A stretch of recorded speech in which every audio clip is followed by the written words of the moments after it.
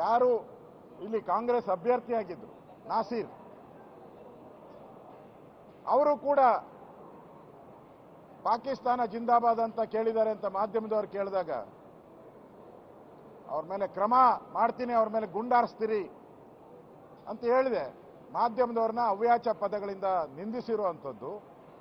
ಇವೆಲ್ಲವನ್ನ ಗಮನದಲ್ಲಿಟ್ಕೊಂಡು ಇವತ್ತು ಸರ್ಕಾರ ಕೊಟ್ಟಿರೋ ಉತ್ತರ ನೋಡೋಣ ಮಾಡೋಣ ಅಂದ್ರೆ ದೇಶದ್ರೋಹದ ಘಟನೆ ವಿಧಾನಸೌಧ ಒಳಗಡೆ ಆದ್ರಾಗ, ಎಲ್ಲೋ ಹಳ್ಳಿಯಲ್ಲಾದ್ರೆ ತರಿಸ್ತೀನಿ ವರದಿ, ಯಾವುದೋ ಹಳ್ಳಿಯಲ್ಲಿ ನಡೆದಿದೆ 400-500 ಕಿಲೋಮೀಟರ್ ದೂರದಲ್ಲಿ ತರಿಸ್ತೀನಿ ವರದಿ ಅಂತ ಹೇಳಿದ್ರೆ ನಂಬೋದಾಯ್ತು. ಕಣ್ಣು ಮುಂದೆ ನಡೆದಿರೋದು, ವಿಧಾನಸೌಧದಲ್ಲಿ ನಡೆದಿರೋದಕ್ಕೆ ಸಾಕ್ಷಿ ಕೇಳ್ತಾ ಇದ್ದಾರೆ ಕಾಂಗ್ರೆಸ್ ಅವರು. ನಾಚಿಕೆ ಆಗಲ್ವಾ ಇವರಿಗೆ, ಕಾಂಗ್ರೆಸ್ ಅವ್ರಿಗೆ? ಇಲ್ಲಿ ನಡೆದಿರುವಂತ ಘಟನೆಗೆ ಸಾಕ್ಷಿ ಕೇಳ್ತಾ ಇದ್ದಾರೆ. ದೇಶದ್ರೋಹವನ್ನ ಯಾವುದೇ ಕಾರಣಕ್ಕೂ ಸಹಿಸಲ್ಲ ಅನ್ನೋ ಮಾತನ್ನ ಗೃಹ ಸಚಿವರು ಹೇಳಿದ್ದಾರೆ. ಹಂಗಾರೆ ಸಹಿಸಿಲ್ಲ ಅಂದ್ರೆ ಇಷ್ಟು 24 ಗಂಟೆ ಆಯ್ತಲ್ಲ, ಯಾಕೆ ಯಾರನ್ನು ಬಂಧಿಸಿಲ್ಲ? ಯಾರ ಮೇಲೆ ಯಾಕೂ ಕ್ರಮ ಇಲ್ಲ?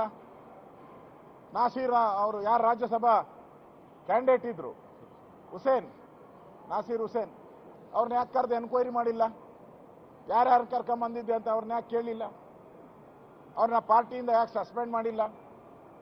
ಈಗ ನೂರಾರು ಪ್ರಶ್ನೆಗಳು ಜನಗಳ ಮುಂದೆ ಇವತ್ತಿದೆ. ನಾವು ವಿಧಾನಸಭೆಯಲ್ಲಿ ನಮ್ಮೆಲ್ಲ ಶಾಸಕರು ಇವತ್ತು ಇದ್ರ ಬಗ್ಗೆ ಧ್ವನಿ ಎತ್ತಿದ್ರಿ. ಯಾವುದನ್ನು ಬೇಕಾದ್ರೂ ನಾವು ಕ್ಷಮಿಸ್ತೀರಿ, ಆದರೆ ದೇಶದ್ರೋಹಿಗಳನ್ನ ನಾವು ಯಾವುದೇ ಕಾರಣಕ್ಕೂ ಬಿಜೆಪಿ ಕ್ಷಮಿಸಲ್ಲ ಅನ್ನೋ ಮಾತನ್ನ ಸ್ಪಷ್ಟವಾಗಿ ಹೇಳಿದ್ದೀರಿ.